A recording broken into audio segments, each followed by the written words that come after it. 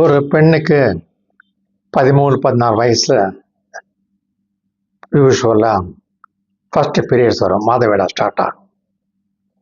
ஆங்கிலத்தை பியூபர்ட்டின்னு சொல்லுவோம், நம்ம தமிழில் வயசு வந்தாச்சு அப்படின்னு சொல்லுவோம். அப்போ தான் அந்த ஃபங்க்ஷன்லாம் பண்ணுவாங்க, மஞ்சள் நீர் ஆட்டுதெல்லாம்.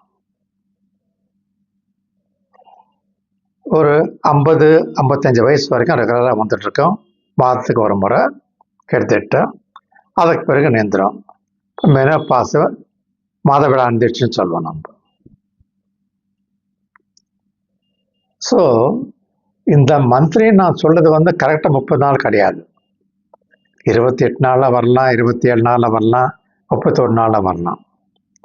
ஆனால் 21 நாளைக்கு மிந்தி வந்தாலும் சரிதான், 35 நாளைக்கு தாண்டி வந்தாலும் சரிதான், அது ரெகுலராக ஒவ்வொரு முறையும் அதே மாதிரி வந்துட்டு இருந்தால் உடம்புல பிரச்சனை இருக்குன்னு அர்த்தம்.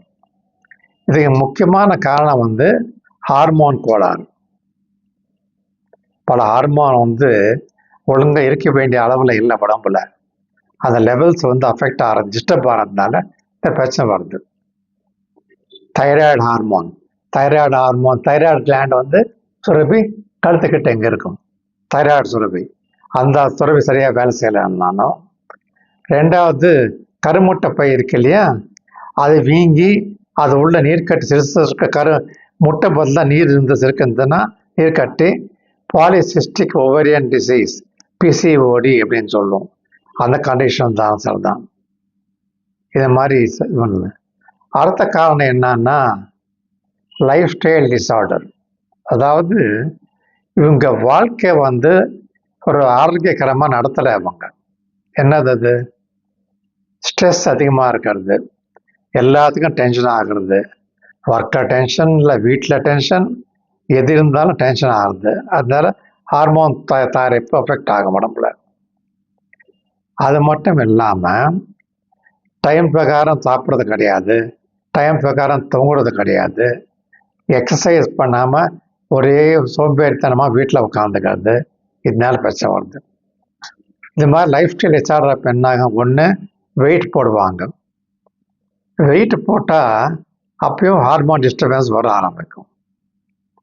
என்ன நிறைய கொழுப்பு சேர்ந்துருக்கு. அந்த கொழுப்பு சேர்றப்ப என்னாகும்னா ஹார்மோன் தயாரிப்பு அஃபெக்ட் ஆகிடும். சரி, இதுக்கு ஆப்போசிட் சைடில் சில பேர் நான் ஸ்லிம்மாக இருக்கேன்னு சொல்லிட்டு ரொம்ப தீவிரமாக விகரஸாக எக்ஸசைஸ் பண்ணுவாங்க, டயட் பண்ணுவாங்க. அது மாதிரி டயட் பண்ணுறப்ப என்ன அப்படின்னா உடம்பு இருக்கிற ஃபேட் இருக்கு இல்லையா, கொழுப்பு சத்து, அது இருக்க வேண்டிய அளவோட ரொம்ப கம்மியாகிட்டு அதனால அஃபெக்ட் ஆகும். ஒன்று ஞாபகம் வச்சுக்கோங்க, நம்ம கொலஸ்ட்ரால்னு எதுக்கு எடுத்தாலும் சொல்கிறோம், எனக்கு என்னப்பா பிரச்சனைன்னா எனக்கு கொலஸ்ட்ரால் அதிகமாக இருக்குன்னு சொல்லுவாங்க. கொலஸ்ட்ரால் தான் ஒவ்வொரு ஹார்மோனுக்கும் தேவைப்பட்ட ஒரிஜினல் ப்ராடக்ட், ரா மெட்டீரியல் அதுதான். ஸோ கொலஸ்ட்ரால் ரொம்ப ஹையாக இருந்தால் அது வேறு விஷயம். கொலஸ்ட்ரால் தேவை, அதுக்குன்னு சொல்லிட்டு ரொம்ப டயட் பண்ணி ஃபேட்டே இல்லாமல் நீங்கள் டயட் பண்ணிங்கன்னா ஓவர் எக்ஸசைஸ் பண்ணால் பிரச்சனை வரும். புரிஞ்சுதா? ஸோ இந்த மாதிரி பல காரணத்தால் அஃபெக்ட் ஆகுது. அது மட்டும் இல்லாமல் கர்ப்பப்பையில் சில கட்டிகை இருக்கும்.